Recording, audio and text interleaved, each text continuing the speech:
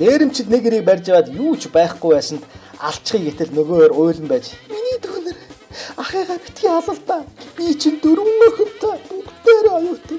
Нөхрүүд нь бас ажилгүй 4 ачцаа бүгдээрээ манад амьдрэх. Би л ганцаар ажилтай. 20 шахуу ам тэжээд түн дээр нь байрны дийцэгтэй. Гэхдээ ер нь намайг одоохон алчих. За наадмуудаа $100 өгөөд явуулчих.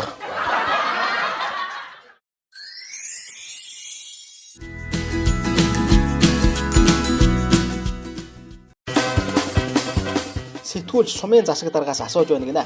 Энэ танай сумын ногоон бүс яагаад дандаа хожууд болчихсон юм бэ?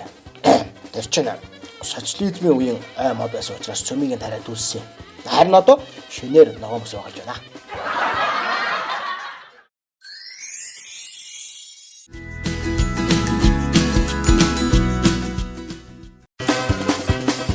Могдууланд 2 залуу явж байтал нэг нь доотгой могоо татгуулчих гинэ.